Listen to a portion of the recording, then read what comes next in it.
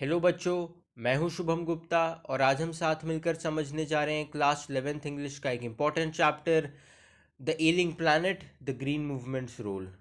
बच्चों, ये जो चैप्टर है इसके ऑथर है नानी पलखीवाला जी। नानी पलखीवाला जी एक इंडियन ऑथर ही हैं। और ये जितना भी चैप्टर आपको दिया गया है ये असल में एक आर्टिकल था जो नानी पलखीवाला जी ने ही लिखा था द इंडियन एक्सप्रेस के लिए। द इंडियन एक्सप्रेस एक नेशनल न्यूज़पेपर है, टाइम्स ऑफ इंडिया या हिंदुस्तान टाइम्स की तरह, और वो भी काफ़ी फेमस है। तो ये जो न्यूज़पेपर में आर्टिकल लिखा था वो उन्होंने पब्लिश किया था अराउंड 24 नवंबर 1944 को। पर ये जो इन्फॉर्मेशन है ये कभी डायरेक्टली पूछी नहीं गई है आज तक एग्ज़ाम्स में। ये एक बैकग्राउंड इन्फॉर्मेशन देने के लिए आपको कि ये चैप्टर जो है एज अ स्टोरी या फिर एज एन ऐसे नहीं लिखा गया है। ये चैप्टर जो है बेसिकली एक आर्टिकल था। उस आर्टिकल का कुछ हिस्सा या यूँ कह सकते हैं पूरा का पूरा वो आर्टिकल ही आपको निकाल के सीबीएसई ने एज अ चैप्टर यहाँ पे दे दिया है। तो ये है किस बारे में? ये है ग्रीन मूवमेंट के बारे में। ये पूरा चैप्टर जैसे आप टाइटल से समझ गए होंगे, द एलिंग प्लैनेट। एलिंग का मतलब बिगड़ती हालत, बीमार होता, है ना।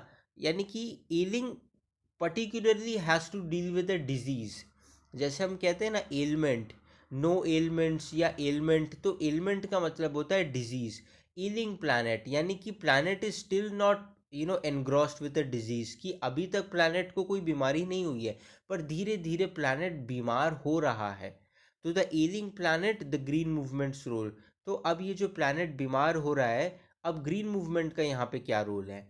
तो ये चैप्टर शुरू ही होता है एक ग्रीन मूवमेंट का जिक्र करके, जो जब ये आर्टिकल लिखा गया था उससे करीब 25 साल पहले, सम वॉट अराउंड 1972, है ना। 1972 जो है तब एक ग्रीन पार्टी फाउंड हुई थी न्यूजीलैंड में। और उस पार्टी का ये पर्पस था, वो कोई इलेक्शन पार्टी नहीं थी जो मैनिफेस्टो के ऊपर इलेक्शन लड़ेगी। मैनिफेस्टो यानी कि जिनको नहीं पता, हर पार्टी इलेक्शन से पहले आ, अपने प्रोमिसेस या फिर अपने कमिटमेंट्स जो है वो लोगों के सामने रिवील करती है, उसी को मैनिफेस्टो कहते हैं। एनीवेज, पॉइंट यहाँ पे ये है कि जो पार्टी फॉर्म हुई थी उसका पर्पस कोई इलेक्शन लड़ना नहीं था। उसका पर्पस ये था कि ये ग्रीन मूवमेंट की वो शुरुआत कर रहे हैं ग्लोबली, यानी कि वर्ल्ड वाइड जो है वो एक मूवमेंट की शुरुआत कर रहे हैं जिससे लोगों में और दुनिया भर के लीडर्स के माइंड में ये अवेयरनेस डाला जा सके कि अगर हमने अभी से एनवायरनमेंट की केयर करना शुरू नहीं किया तो आगे जाके ये अर्थ लिवेबल कंडीशंस में नहीं रह पाएगा। ठीक है। And the movement has not looked back ever since, ये लाइन्स चैप्टर में भी है कि मूवमेंट जो है अभी तक उसने पीछे मुड़ के नहीं देखा। यानी कि ये एक बात तो अच्छी है कि मूवमेंट अभी तक चल रहा है, यानी कि मूवमेंट अपने एंड से कोशिश कर रहा है। इस पार्टी के जो लोग हैं वो ग्लोबली अवेयरनेस फैला रहे हैं, लेकिन अब ये किस हद तक कामयाब हुए हैं वो भी हमको आगे देखना होगा। ठीक है। और जो व्यू है लोगों का, वो मैकेनिस्टिक व्यू से एक हॉलिस्टिक और इकोलॉजिकल व्यू में शिफ्ट हो गया है। मैकेनिस्टिक व्यू का मतलब होता है, मैकेनिस्टिक यानी कि आप मशीन से जोड़ के देख सकते हैं, मैकेनिस्टिक यानी कि मैकेनिकल। बच्चों, जैसे हम एक मशीन को यूज़ करते हैं तो हम मशीन को अपनी यूज़ के हिसाब से जैसे चाहे वैसे यूज़ करते हैं, एग्जैक्टली है ना। फॉर एग्जांपल आपके पास कोई भी मशीन है, जैसे कोई व्हीकल है, समझो कोई ऑटोमोबाइल है, कोई गाड़ी है, आप उसको जैसे यूज़ करना चाहो वैसे कर सकते हो।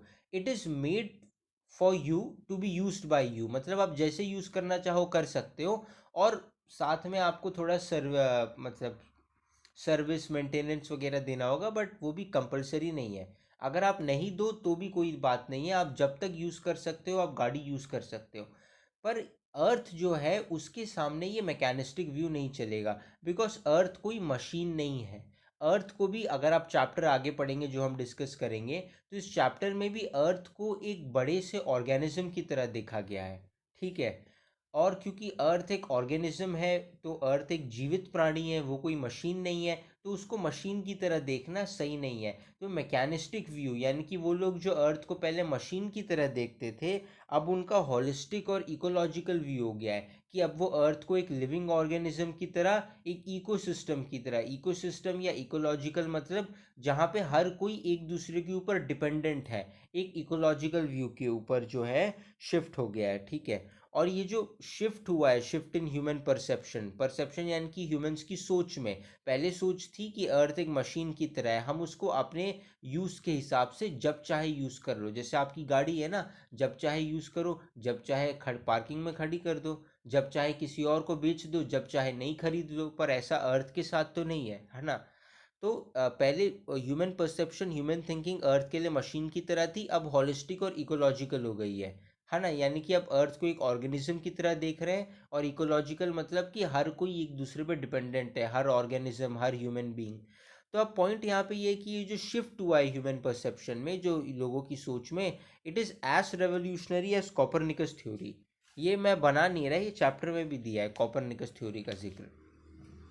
कॉपरनिकस थ्योरी आपको बस वैसे तो ये थ्योरी छोटी सी है, पर आपको दो लाइनें ही याद रखनी है कि ये थ्योरी जो है बेसिकली एक ऐसा समय था बच्चों, आगे भविष्य में, माफ़ कीजिए अतीत में, जब लोगों को बहुत स्ट्रांगली ये लगता था कि पृथ्वी जो है वो सोलार सिस्टम के बीच में है, या जिसको हिंदी में स्वर मंडल कहते हैं। पॉइंट यहाँ पे ये है कि अर्थ स्टिल है, और जो मून मून है, सन है, और बाकी प्लैनेट्स जो है वो अर्थ के अराउंड रिवॉल्व करते हैं, अर्थ के अराउंड घूमते हैं। पर ये सच नहीं है। एक्चुअली कॉपरनिकस से भी पहले इंडिया में आर्यभट्ट का जो सूर्य सिद्धांत अगर आप पढ़ेंगे, तो इनमें भी इन चीज़ों का जिक्र है। पर ये जो वेस्टर्न वर्ल्ड है, ये इस चीज़ को इतना एक्नॉलेज नहीं करता। वेस्टर्न वर्ल्ड के हिसाब से आर्यभट्ट नहीं, कॉपरनिकस जो है, जो कि if I am not wrong एक ग्रीक फिलोसोफर थे, उनको क्रेडिट किया जाता है कि उन्होंने दुनिया को सबसे पहले ये बात बताई थी कि नहीं नहीं नहीं, पृथ्वी स्टिल नहीं है, सन स्टिल है, और पृथ्वी और बाकी प्लैनेट सन के आसपास जो है वो घूमते हैं। तो ये एक रेवोल्यूशनरी सोच थी, क्योंकि इससे पहले तक सब यही सोचते थे, नहीं यार देखो सूरज यहाँ से निकलता है, वहाँ जाके डूबता है, यानी कि गोल गोल सूरज घूम रहा है, पृथ्वी स्थिर है, पृथ्वी स्टिल है। लेकिन ऐसा सही नहीं है, ठीक है। तो एकदम से एक रेवोल्यूशनरी सोच आ गई कि नहीं नहीं, ये इससे पहले जो लोग सोच रहे थे सब गलत है। उसी तरह से इससे पहले लोग सोच रहे थे या मशीन की तरह है ना, अर्थ हमारे यूज़ के लिए ही तो बनाई गई है, यहाँ जो फायरवुड है वो हमारे यूज़ के लिए ही है, यहाँ जो एनिमल्स है वो हमारे यूज़ के लिए ही है। पर बाद में ये एकदम से रेवोल्यूशनरी शिफ्ट हुआ जब ग्रीन मूवमेंट की शुरुआत हो गई। अब ग्रीन मूवमेंट का क्या रोल है, ग्रीन मूवमेंट कैसे अर्थ में एक तो ग्रीन मूवमेंट का इम्पॉर्टेंट रोल ये है कि वो दुनिया भर में ग्लोबली या वर्ल्ड वाइड लीडर्स में ये अवेयरनेस पैदा कर रहा है कि क्यों ज़रूरी है प्लानट का ख्याल रखना। और दूसरा, अब वो ये कैसे कर रहा है वो हम देखते हैं। ग्रीन मूवमेंट जो है वो ग्रीन पॉलिटिक्स को इनकॉर्पोरेट करता है। ग्रीन पॉलिटिक्स क्या है? ग्रीन पॉलिटिक्स एक मूवमेंट था जो वर्ल्ड वाइड शुरू हुआ था, जिसमें जो भी साइंटिफिक और सोशल, जितने भी साइंटिफिक और सोशल और पॉलिटिकल मूवमेंट्स हैं, सिर्फ वो मूवमेंट्स जो इन्वायरमेंटल कंसर्न को एड्रेस करते हैं, है ना। यानी कि ग्रीन पॉलिटिक्स यानी कि इसमें उन मूवमेंट्स की बात होती थी, भले ही वो कोई सोशल मूवमेंट हो, कोई साइंटिफिक मूवमेंट हो, या किसी देश की पॉलिटिकल पार्टी का कोई पॉलिटिकल मूवमेंट हो, पर सिर्फ उन्हीं मूवमेंट्स को लिया जाता था जो एनवायरमेंटल कंसर्न के ऊपर है। अगर किसी पॉलिटिकल पार्टी का मेजॉरिटी या फिर गवर्नमेंट के खिलाफ कोई मूवमेंट है, अननेसेसरी रीजंस, अननेसेसरी नहीं पर किसी और रीज़न की वजह से अदर दैन एनवायरमेंटल कंसर्न, तो वो ग्रीन पॉलिटिक्स में या एक तरीके से ग्रीन मूवमेंट में शामिल नहीं होता था।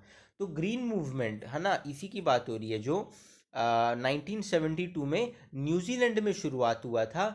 अगर आपको ग्रीन पॉलिटिक्स नहीं याद रखना है तो कोई बात नहीं, बस इतना याद रखिए कि वो ग्रीन मूवमेंट जो 1972 में शुरू हुआ था, उसी ग्रीन मूवमेंट में ये सारी चीज़ें थी कि दुनिया भर में जितने भी मूवमेंट्स हो रहे हैं एनवायरमेंटल कंसर्न के लिए, उन सबको हम साथ में लेकर के आएंगे। और जो इन्वायरमेंटलिस्ट हैं वो ये भी बात बताते हैं कि अगर हमको फ्यूचर के लिए कुछ बचाना है, या फ्यूचर के लिए अर्थ को प्रॉस्पेरस बनाना है, तो concept of sustainable development is very important. क्योंकि इस वक्त जो अर्थ के वाइटल साइंस है, यानी कि इस वक्त अगर आप अर्थ की कंडीशन को देखेंगे, हो सकता है अभी और ख़राब हो। ये चैप्टर लिखा गया है 1994 को, वो भी एक आर्टिकल है, पर ये 1994 में ही लिखा गया है, और अभी 2020 कुछ चल रहा है ना। तो यानी कि अराउंड काइंड ऑफ 26 ईयर्स हो चुके हैं। पॉइंट यहाँ पे ये है कि जो वाइटल साइंस अर्थ के हैं वो it is like a patient declining in health, कि ऐसा लग रहा है कोई पेशेंट है जिसकी हेल्थ बिगड़ती जा रही है। इसलिए इस चैप्टर का टाइटल है द एलिंग प्लैनेट, कि प्लैनेट अभी तक बीमार नहीं हुआ है, एलिंग यानी कि बीमार हो रहा है धीरे धीरे धीरे करके। तो प्लैनेट जो है बीमार हो रहा है, इसको ठीक करने के लिए ग्रीन मूवमेंट ने एक और कॉन्सेप्ट दिया, वो था सस्टेनेबल डेवलपमेंट। सस्टेनेबल डेवलपमेंट का कॉन्सेप्ट जो है वो 1987 में वर्ल्ड कमीशन ऑन एनवायरनमेंट की वजह से पॉपुलर हो गया। एनीवेज आप 1987 मत याद रखिए, खाली याद रखिए कि सस्टेनेबल डेवलपमेंट का कॉन्सेप्ट जो है वो ग्रीन मूवमेंट से ही निकला। सस्टेनेबल डेवलपमेंट जो है, अब आप कहेंगे नहीं नहीं सर वो सस्टेनेबल डेवलपमेंट का कॉन्सेप्ट तो वर्ल्ड कमीशन ऑन एनवायरनमेंट ने दिया है ना, ग्रीन मूवमेंट ने थोड़ी दिया। बच्चों ग्रीन मूवमेंट में वो सारे मूवमेंट है, वो सारी इंटरनेशनल ऑर्गेनाइजेशंस हैं, वो चाहे यूनाइटेड नेशंस हो, या वो चाहे किसी देश की गवर्नमेंट हो, या कोई एनजीओ हो जो ट्रीज को कट करने से रोक रही है, या एनवायरमेंटल कंसर्न को एड्रेस कर रही है, लोगों में अवेयरनेस फैला रही है। ये जितनी भी ऑर्गेनाइजेशंस है इंटरनेशनली या नेशनली, ये सब ग्रीन मूवमेंट का ही हिस्सा है एक तरीके से।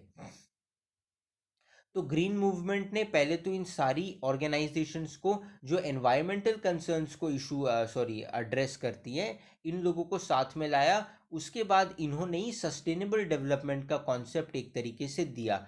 सस्टेनेबल डेवलपमेंट बहुत सिंपल सा है, बहुत लोग डेफिनेशन जो चैप्टर में दी है सस्टेनेबल डेवलपमेंट का उसको एज इट इज़ याद करने की कोशिश करते हैं। कि फॉर एग्जांपल चैप्टर में लिखा है कि अगर development that meets the need of the present without compromising the ability of future generation to meet the needs, तो वो एज इट इज कॉपी करते हैं, नॉट नेसेसरी। आप ऐसे भी लिख सकते हैं कि सस्टेनेबल डेवलपमेंट, क्योंकि डेफिनेशन में ही डेवलपमेंट वर्ड है, sustainable development. So sustainable development is a kind of development which addresses the fact that we must meet our needs with respect or regards that the future generation might also have their needs। हो सकता है मैंने इतने ख़राब तरीके से बोला, आप मुझसे बहुत अच्छा कर सकते हो और मैं वही चाहता हूँ। पॉइंट बस यही है कि आपको बस इतना मैसेज कन्वे करना है कि आज के लोगों की नीड्स को हम पूरा करेंगे विथ रिस्पेक्ट टू, या फिर इस बात को ध्यान में रखते हुए, है ना, कीपिंग इन माइंड कि फ्यूचर जनरेशन्स की नीड जो है हमको उन्हें एक्सप्लॉइट नहीं करना, और फ्यूचर जनरेशन के लिए भी रिसोर्सेस को बचा करके रखना है। ठीक है। अब बच्चों जब आप आगे आओगे तो आपको ये भी पता चलेगा इस चैप्टर में कि एक द ग्लोबल इकोनॉमिक प्रोस्पेक्ट करके एक बुक थी जिसके ऑथर थे mister Lester R Brown. Mister Lester R Brown एक बहुत ही प्रोमिनेंट इंग्लिश के ऑथर हैं, जिन्हें नहीं पता। पॉइंट यहाँ पे ये है कि उनकी बुक में उन्होंने ये कहा था कि अर्थ के 4 मेजर बायोलॉजिकल सिस्टम है: fisheries, forest, grasslands and croplands. Fisheries यानी कि फिश, फॉरेस्ट यानी कि जंगल, ग्रासलैंड यानी कि वो ज़मीन जो खेती बाड़ी के लिए आप यूज़ करते हो ना एक तरीके से। सॉरी सॉरी, नहीं नहीं, वो तो क्रॉपलैंड है। ग्रासलैंड यानी कि वो फॉरेस्ट नहीं है, वो बड़े बड़े घास के मैदान होते हैं ना, जैसे जिनको नहीं पता, लायंस और टाइगर्स जो है, पर्टिकुलरली लायंस जो है वो ग्रासलैंड्स में ही पाए जाते हैं। अगर आप किसी घने जंगल में जाएंगे या किसी ट्रॉपिकल एवरग्रीन फॉरेस्ट में जाएंगे और सोचेंगे मेरे को शेर दिखे, नहीं, ऐसा नहीं है। लायंस जो है वो पेड़ पेड़ वाले इलाके में ज़्यादा नहीं रहते, दे नीड ग्रासलैंड्स, है ना। यानी कि वहाँ पे पेड़ नहीं होते, बड़ी बड़ी घासें होती है, कुछ पेड़ भी होते हैं पर एक बहुत बड़ा सा एरिया होता है। तो यहाँ पे जितने भी ज़्यादातर कार्निवोरस एनिमल्स होते हैं और जेब्रा भी, ये सब ग्रासलैंड्स में रहते हैं, कोई फॉरेस्ट में नहीं रहता। फॉरेस्ट में अलग तरीके के जानवर रहते हैं। ठीक है। तो पॉइंट यहाँ पे ये है कि इस मूवमेंट का भी फोकस ये था कि लेस्टर आर ब्राउन जी की जो बुक है द ग्लोबल इकोनॉमिक, इसमें अर्थ के जो 4 प्रिंसिपल बायोलॉजिकल सिस्टम्स है, फिशरीज, फॉरेस्ट, ग्रासलैंड्स, क्रॉपलैंड्स, इनको हम बचा करके रखें। ठीक है। और जो भी ट्रेडिशनल यूज़ है, हंटिंग, फिशिंग, ट्रैपिंग, ये सब करे, पर इसका ध्यान रखें कि आगे जा कर के इसका कोई बुरा असर ना हो। जैसा मैंने कहा 1987 में world commission on environment and development ने ये सस्टेनेबल डेवलपमेंट का कॉन्सेप्ट दिया था, जो मैंने आपको थोड़ी देर पहले बताया। ईयर आप इतना याद नहीं रख सके तो भी चलेगा। एग्ज़ाम में बच्चों एक ट्रिक मैं आपको बता देता हूँ, अगर आपको ईयर एग्जैक्टली याद नहीं है 1987, आप कंफ्यूज हैं 85 था या 83 था, तो आप इस चैप्टर से ही कुछ सीख सकते हैं। अगर आप ये चैप्टर शुरुआत से पढ़ेंगे तो उसमें हमारे जो ऑथर है नानी पलखीवाला जी, वो कहते हैं कि green movement was started somewhat around 25 years ago. जबकि ग्रीन मूवमेंट स्टार्ट हुआ था 1972 में, और ये चैप्टर लिखा गया है 1994 को, है ना। यानी कि काइंड ऑफ 22 ईयर्स ही हुए हैं, पर वो राउंड ऑफ लेके बोलते हैं सम वॉट 25 ईयर्स अगो, है ना। कुछ लोग कहते हैं सर इसकी शुरुआत पहले से हुई थी इसलिए वो 25 ईयर्स बोलते हैं, फाउंड बाद में हुआ। लेकिन आप इससे ये सीख सकते हैं कि आप राउंड ऑफ करके आंसर्स लिख सकते हैं, है ना। आप ऐसे लिख सकते हैं कि इन द 1980s, 87 लिखने की बजाय in the 1980s the world commission on environment and development had given the report on sustainable development. Anyways, the world's most dangerous animal. बच्चों चैप्टर में ही ऑथर ये बोलते हैं कि लुसाका जो कि कंट्री है, वहाँ पे जाम्बिया में एक सिटी में एक जू है, जहाँ पे केज है जिसमें एक नोटिस लगा हुआ है, ये केज के नीचे लिखा हुआ है वर्ल्ड्स मोस्ट डेंजरस एनिमल। पर जब आप देखेंगे भाई कौन सा जानवर है, तो फिर जब आप जाएंगे उस केज के पास, तो उस केज के अंदर कोई जानवर नहीं बल्कि एक बड़ा सा मिरर है, जिसमें जो भी देखने आते हैं उनको अपना ही चेहरा दिखता है। यानी कि ह्यूमंस को एज अ डेंजरस एनिमल बताया है, क्योंकि ये बहुत स्वार्थी है, सिर्फ अपने बारे में सोच रहे हैं, दूसरों के बारे में नहीं। और एक अवेयरनेस शिफ्ट का जिक्र किया गया है, फ्रॉम डोमिनेशन टू पार्टनरशिप। कि इससे पहले तक क्या हो रहा था बच्चों की, ह्यूमंस एक एनिमल की तरह डोमिनेट करना चाहते थे हर किसी को, है ना। पर उनका ये जो शिफ्ट हुई है, पहले उनको लगता था domination is the way of living. पहले ह्यूमंस को लगता था कि अगर हम डोमिनेट नहीं करेंगे तो बाकी जो वाइल्ड एनिमल्स जो फिजिकली हमसे ज़्यादा स्ट्रांग है वो हमको ओवर पावर कर देंगे, तो हमको उनको डोमिनेट करके अपने अंगूठे के नीचे ही दबा के रखना है। पर ये सच नहीं है। तो उनका अवेयरनेस बाद में शिफ्ट हुआ कि हमको डोमिनेशन से नहीं, पार्टनरशिप से इस प्लानट को जो है आगे जो है चलाना है, ठीक है। Why is a planet damaging, अब ऐसा क्या है ये भी चैप्टर में मेंशन किया गया है।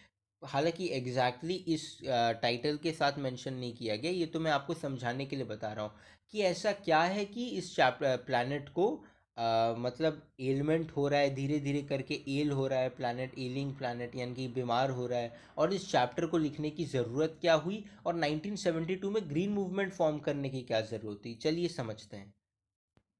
कि जो ह्यूमैनिटी है उसने बहुत सारी वॉर्स तो लड़ी है, पर साथ ही साथ ये भी है कि बहुत सारे डिज़ास्टर्स ही हो रहे हैं शुरुआत से। ये डिज़ास्टर्स शुरू होते हैं इंडस्ट्रियल एक्सप्लॉइटेशन से, है ना। कि अगर आपको याद होगा कि इंडस्ट्रियल रेवोल्यूशन जो है, अब यहाँ पे मैं जानता हूँ एक्सप्लॉइटेशन की बात हो रही है, पर इंडस्ट्रीज़ की शुरुआत जो हुई है वो इंडस्ट्रियल रेवोल्यूशन से हुई थी, जो यूनाइटेड किंगडम या द ग्रेट ब्रिटेन में शुरू हुआ था।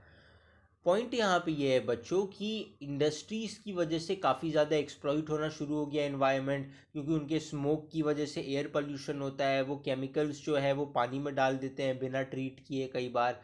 और बहुत सारी प्रॉब्लम्स हुई इंडस्ट्रीज़ की वजह से। साथ ही साथ ये प्रॉब्लम्स बढ़ गई है जब human population has tripled in the last 50 years. यानी कि ऐसा नहीं है कि मतलब थोड़ा बढ़ गई, डबल हो गई, ट्रिपल हो गई सिर्फ 50 सालों में, है ना। यानी कि एक जनरेशन अब तक पूरा जिया ही नहीं। जिनको नहीं पता, इंडिया में average life expectancy 64 years, Japan में 72 to 74 है, पर इंडिया में 64 साल है लाइफ एक्सपेक्टेंसी। यानी कि 64 साल अराउंड लोग जीते हैं। तो पॉइंट यहाँ पे ये है कि मतलब 64 ईयर्स तो एक बंदा तो जिएगा है ना किसी एक जनरेशन का, पर 50 साल में यानी कि एक जनरेशन प्लानट को छोड़ के गई नहीं है, उससे कम समय में ही पॉपुलेशन दुगनी नहीं तिगुनी बढ़ गई है। यानी कि एक शख्स जा नहीं रहा है और उसकी जगह लेने के लिए 3 लोग पहले ही आ गए हैं। तो ये एक बहुत बुरा कंसर्न है, ठीक है। तो पॉइंट यहाँ पे ये है कि अब फूड नहीं रहेगा और इंडस्ट्रीज और ज़्यादा मैन्युफैक्चरिंग करेंगी बढ़ती पॉपुलेशन की नीड्स को मीट करने के लिए। तो ये सारी प्रॉब्लम्स जो हैं, तो प्रॉब्लम्स क्या क्या है, population growth, environmental pollution, resource depletion, ये भी पॉपुलेशन की वजह से ही है। पॉपुलेशन ग्रोथ की वजह से ही इन्वायरमेंट पल्यूट हो रहा है, रिसोर्सेज डिप्लीट हो रहे हैं, क्योंकि रिसोर्सेज लिमिटेड है और पॉपुलेशन अनलिमिटेड स्केल पे बहुत तेज़ी से बढ़ती जा रही है। Industrialisation, ozone depleting, global warming, है ना। ह्यूमंस जो हैं अब उनका इंटरेक्शन क्या है, ये सब मैं आउट ऑफ द सिलेबस नहीं बता रहा, टेंशन मत लो, सब चैप्टर में कहीं ना कहीं मेंशन है। Food, clothing, shelter, livelihood, recreation, यानी कि ये जो मेजर एस्पेक्ट्स है इनके लिए ह्यूमंस जो हैं वो एनवायरनमेंट से इंटरेक्ट करते हैं या कुछ चीज़ें लेते देते हैं, लेन देन करते हैं। अब पॉइंट यहाँ पे ये है कि एक और इम्पॉर्टेंट पॉइंट जो मैंने आपको शुरुआत में कहा था, पूरा पढ़ने की आपको ज़रूरत नहीं है, कि जो सीज और ओशियंस है वहाँ पे केमिकल प्रोडक्ट्स, ऑयल और ह्यूमन वेस्ट जो है वो काफ़ी ज़्यादा बढ़ गया है। कि जितना भी कचरा वचरा है लोग नदियों में या ओशंस में, वाटर बॉडीज़ में, हाँ वाटर बॉडीज़ में डाल देते हैं। प्लस फैक्ट्री के जितने भी केमिकल्स हैं, हर चीज़ में केमिकल कहीं ना कहीं यूज़ होता है। आपको लगता होगा नहीं सर सिर्फ दवाई बनाने में केमिकल यूज़ होता है, नॉट नेसेसरली, है ना।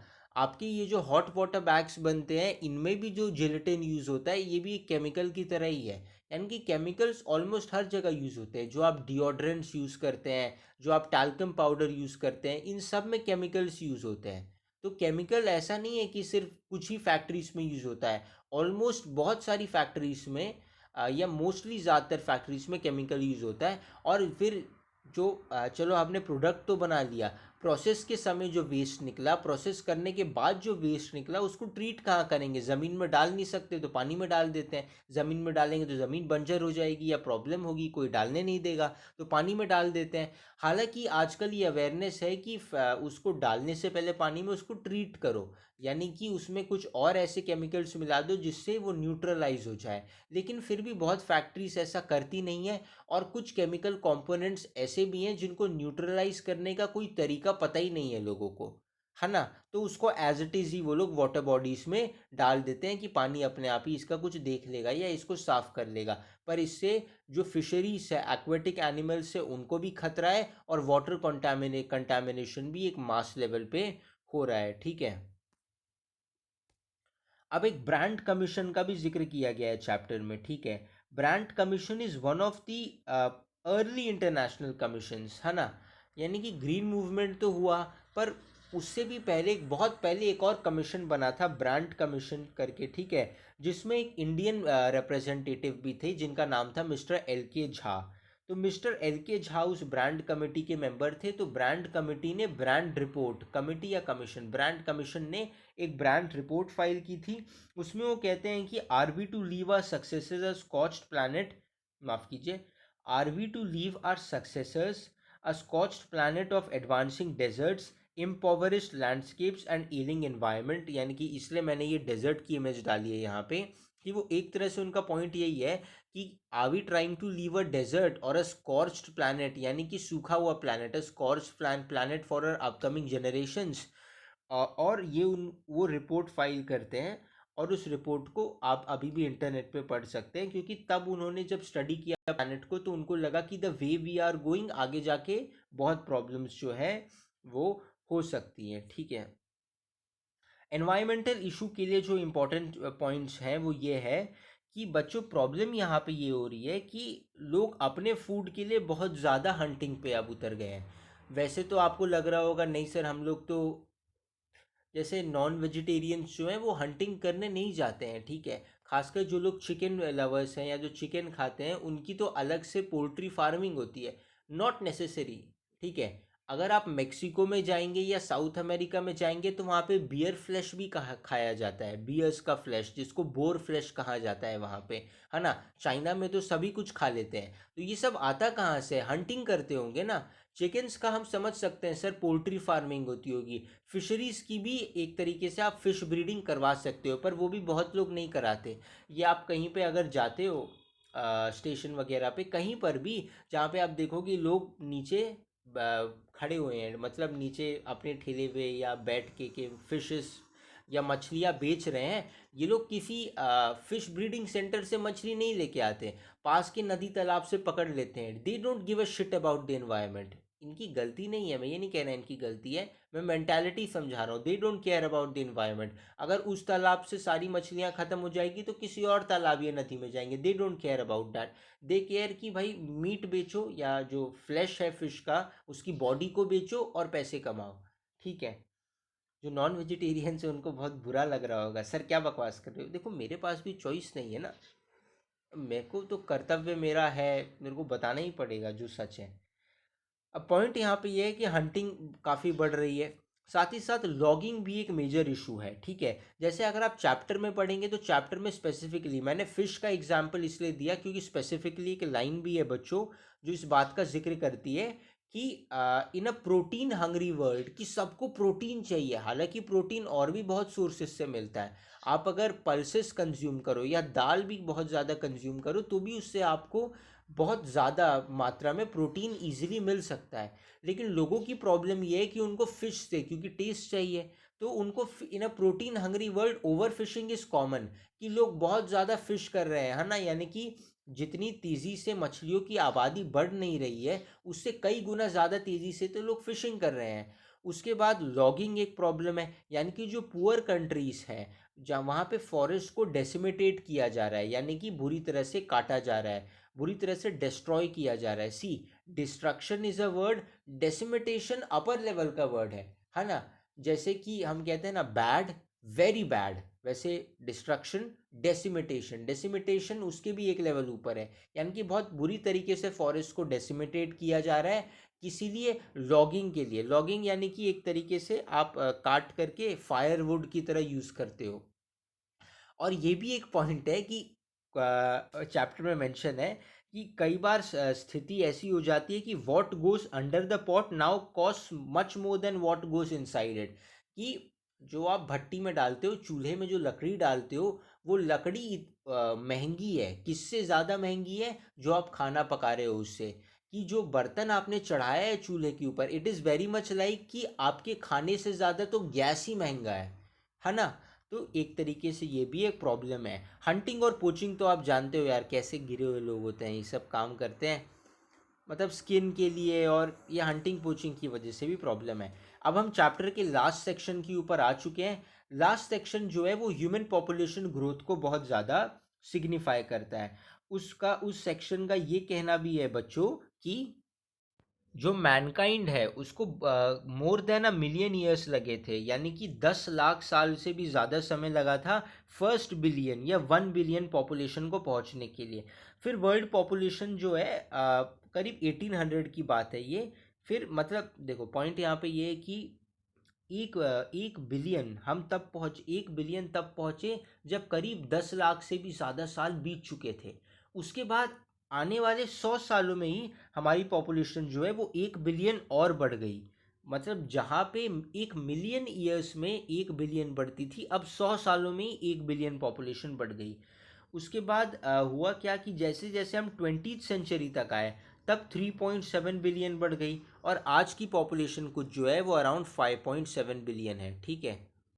अगर आपको इस चार्ट में कुछ नहीं समझ में आ रहा है तो भी टेंशन मत लीजिए, बस मेरी आवाज़ की ओर ध्यान दीजिए। तो फर्स्ट बिलियन पहुंचने के लिए 1 मिलियन ईयर्स से भी ज़्यादा का टाइम लगा। फिर धीरे धीरे पॉपुलेशन जो है वो तेज़ी से बढ़ रही है। इंडस्ट्रियलाइजेशन का इम्पैक्ट हम फिर से डिस्कस कर लेते हैं, मैं कर चुका हूँ। वेस्ट जो है फैक्ट्रीज का वो पानी में जाता है। एयर पोल्यूशन होता है जैसा आप इसे इमेज में देख सकते हैं, है ना।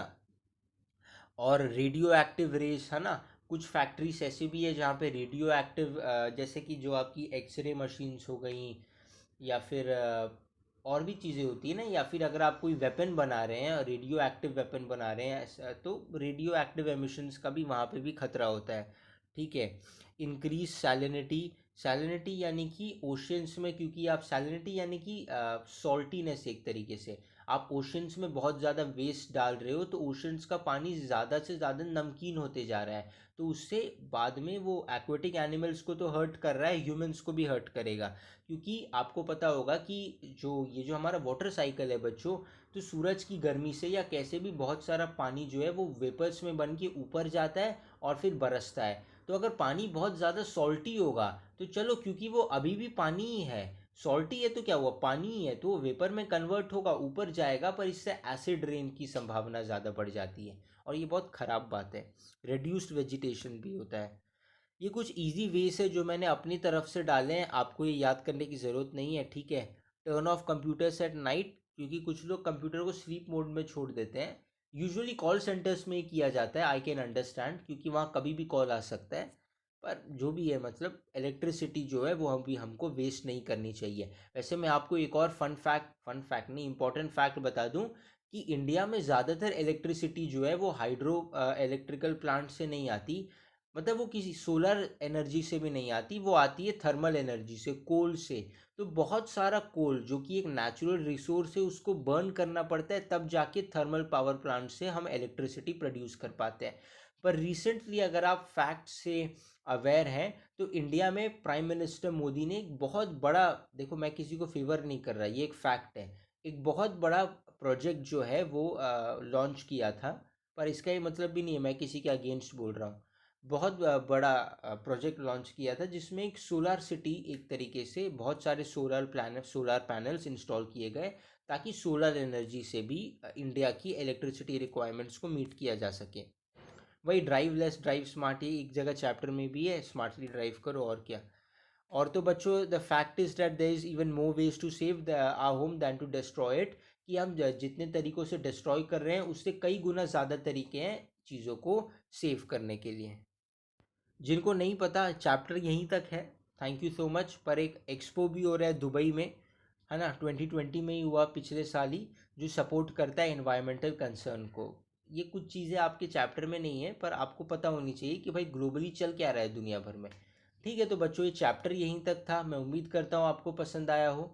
अगर हो सके तो हमारे चैनल को सब्सक्राइब कीजिए और ताकि इसकी रीच बढ़े, और बस, वरना जैसी आपकी मर्ज़ी।